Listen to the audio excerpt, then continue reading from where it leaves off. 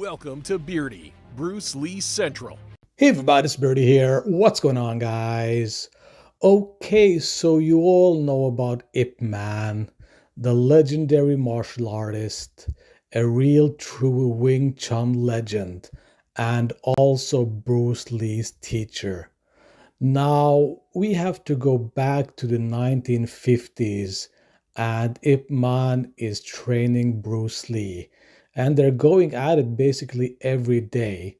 And they do this for years and years and years until Bruce Lee becomes one of the best Wing Chun practitioners in Hong Kong. But there also was a problem here because Bruce Lee was not satisfied with just learning Wing Chun. He wanted to expand his horizon.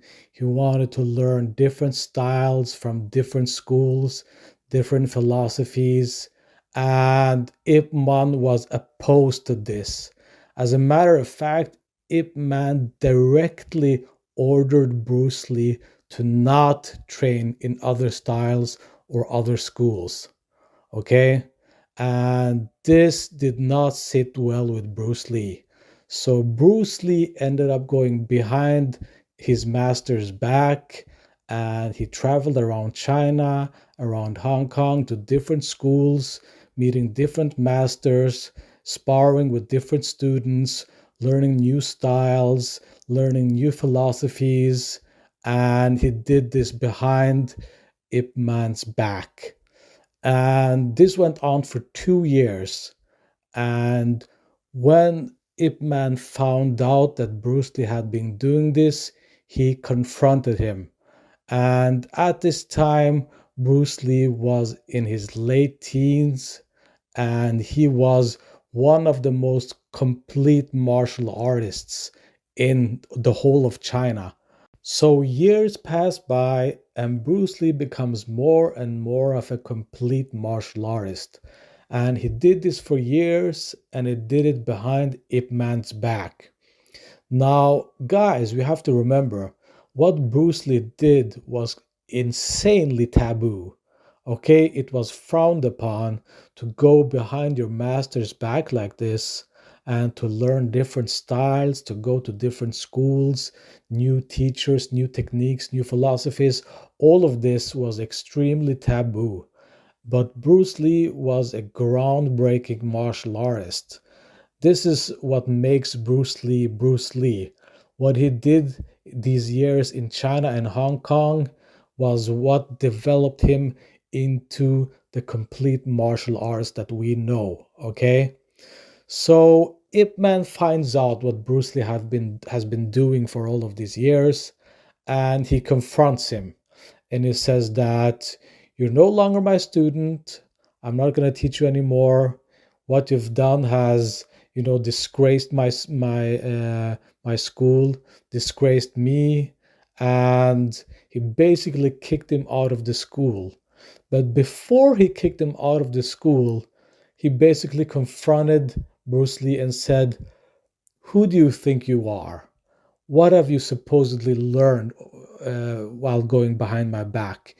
Show me what you supposedly have become. This complete martial artist." Because he wasn't buying any of the stuff that Bruce Lee had been learning.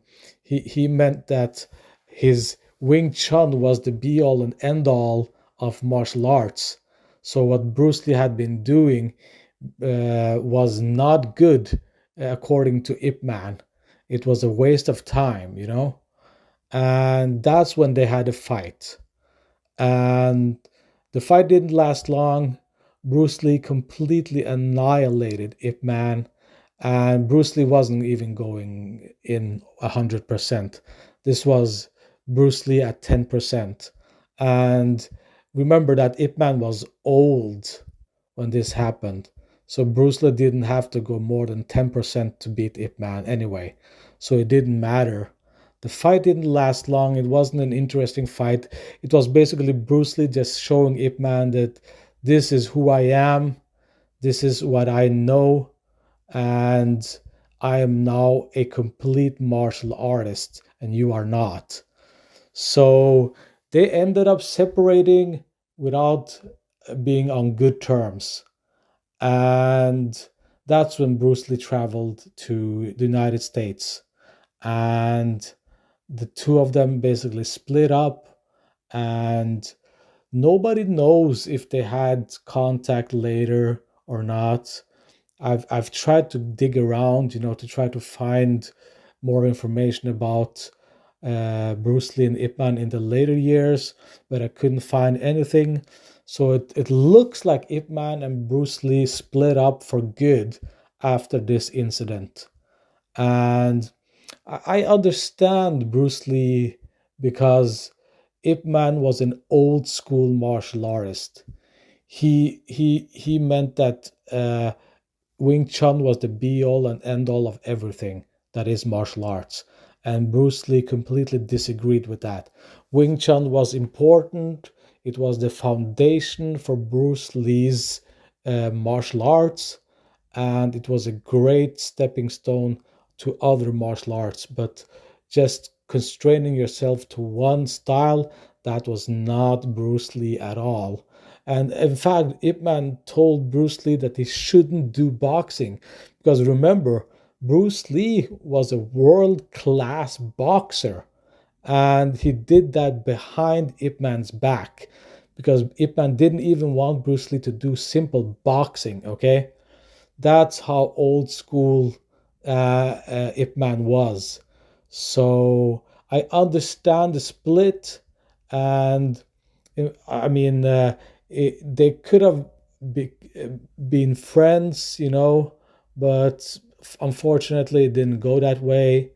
And but I mean, anyway, Bruce Lee has to be grateful to Ip Man for teaching him the foundation of Wing Chun, and not only that, but the philosophy of Wing Chun, uh, which is the foundation of Bruce Lee's philosophy in Jeet Kune Do. So yeah, there you go, guys. Bruce Lee and Ip Man had a fight. It didn't last long. Ip Man got taught a lesson by Bruce, and I think that Bruce Lee did not want to beat Ip Man that way. I don't think Bruce Lee enjoyed that whatsoever. But it's his way of showing Ip Man that there's a whole world out there with other martial arts, and look what I can do. Look what I can do to Wing Chun. I can annihilate Wing Chun.